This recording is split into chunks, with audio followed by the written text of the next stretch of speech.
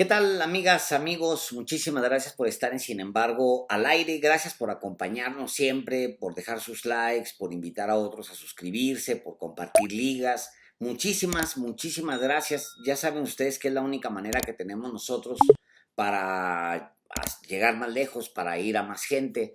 Ya sabe usted que es la única vía que realmente contamos, que es usted. Usted es quien hace posible los periodistas, Café y Noticias, de 12 a 1, todos los programas y todos los videos que hace. Sin embargo, al aire solamente se pueden distribuir a partir de que usted tenga la voluntad de ayudarnos. No hay otra manera de hacerlo. Así que pues no hay más que mucho agradecimiento. Gracias, porque el alcance de Sin embargo es cada vez mayor y pues eso se lo debemos enteramente a usted que nos ayuda. Y pues quiero compartirles mi columna para este día, para este lunes 5 de septiembre, y se llama El dictador.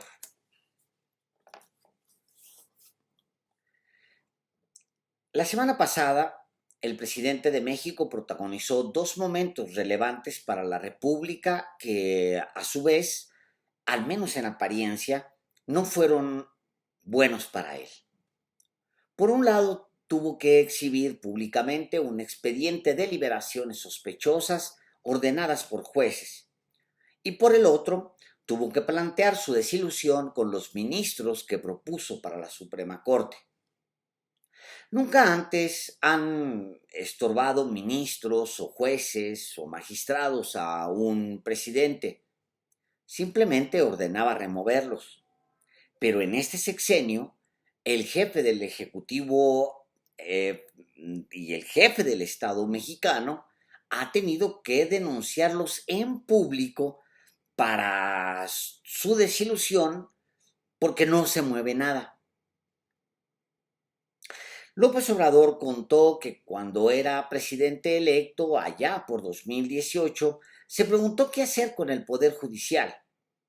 Entonces, lo cito, llegué a la conclusión de que no iba yo a presentar ninguna iniciativa de reforma para renovar todo, incluso retomar lo que en algún tiempo se aplicó de que los jueces, sobre todo los ministros, fuesen electos por los ciudadanos.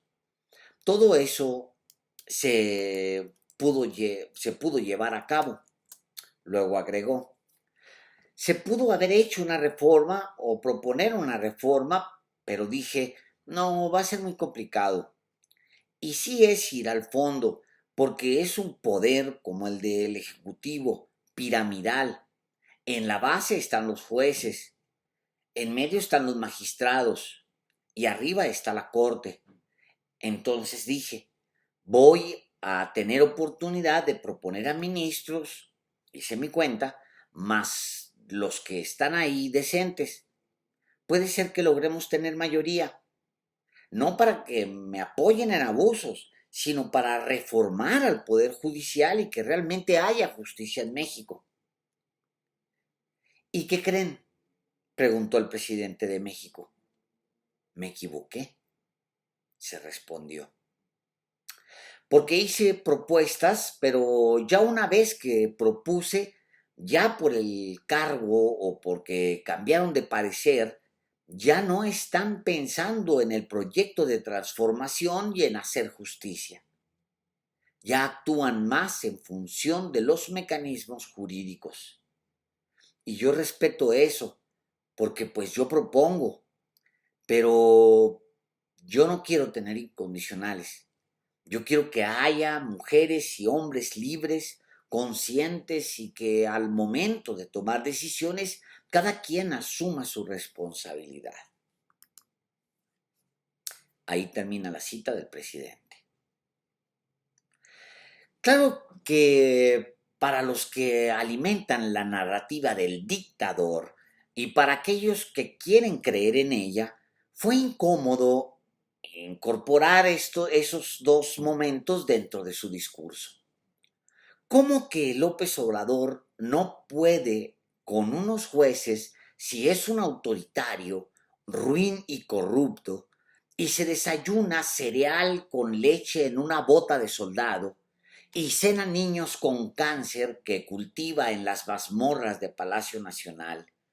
¿Cómo que no pudo con jueces él? ¿Cómo que va todo el sexenio enfrentándolo sin poder tirar a uno solo? Híjole, pues tremenda dictadura la de México, me cae. Debo confesarles que a mí me gusta esa narrativa del dictador come niños, porque exhibe a la oposición, a intelectuales, a medios, periodistas, a partidos, de cuerpo entero. En su desesperación por recuperar el poder que perdieron, son capaces de todo, empezando por mentir. Y me gusta esa narrativa porque en parte explica el fracaso opositor para destrozar al presidente. La élite grilla, la élite grita que vivimos una dictadura, pero la gente no lo ve en su día a día. Entonces, sin premeditarlo, la élite se separa tanto de la realidad como se separa tanto de la gente y pierde apoyo popular. Los medios publican toneladas de textos diarios donde se habla del dictador. Híjole, pues qué chafa dictadura la nuestra, donde ni un solo periodista ha sido despedido por órdenes de Palacio Nacional, como si sucedía con PAN o con PRI.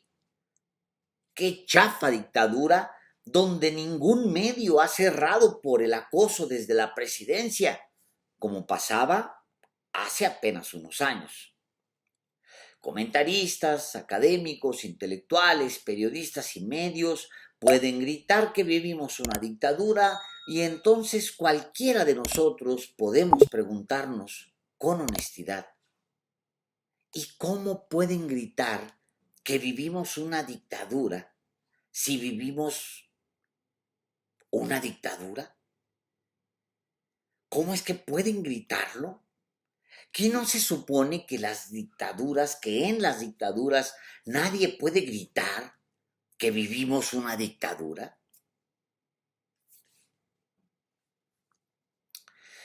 Los dos episodios de la semana pasada que tienen que ver con el Poder Judicial nos advierten que el presidente empezará a cerrar capítulos muchas veces sin resolver porque simplemente no hubo tiempo y porque los intereses involucrados se impusieron a la agenda de transformación.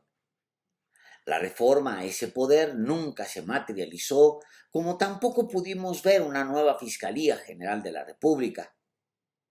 Y aunque faltan 2 años en la administración de López Obrador, podemos entender que hay temas en los que un sexenio no será suficiente, como la reforma eléctrica o la Guardia Nacional, como la reforma electoral y la limpia al Poder Judicial.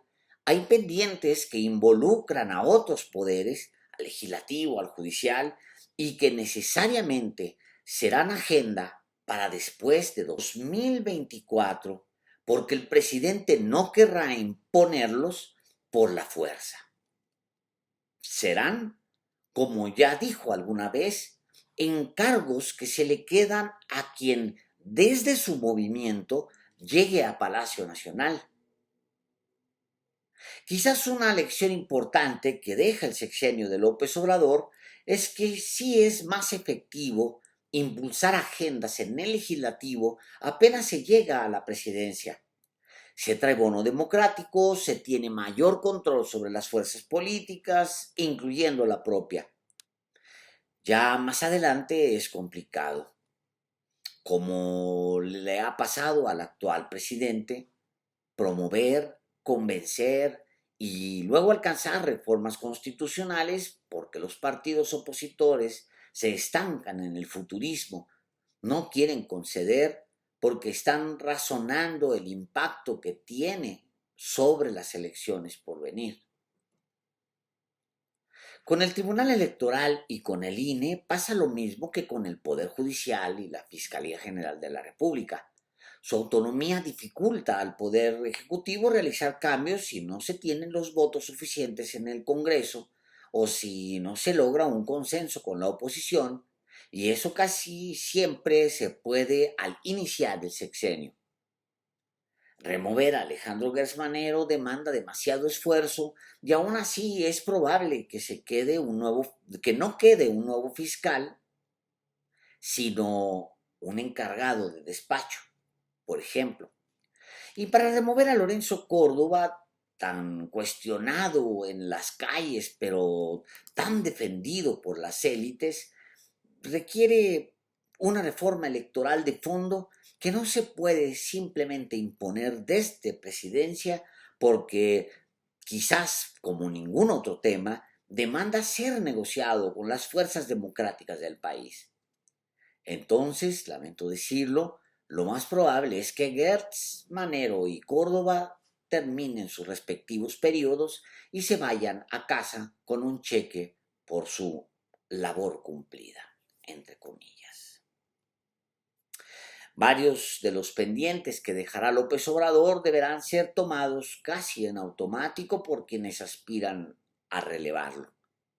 Si son inteligentes, y creo que lo son, Claudia Sheinbaum y Marcelo Ebrard deberán incorporar en su discurso como precandidatos las reformas que López Obrador no pudo sacar, y no solo para exponer ante los ciudadanos que se garantizará la continuidad, sino porque se trata de causas justas que el país reclama y que el primer presidente de izquierda, no pudo sacar, aunque trabaja 7 días a la semana.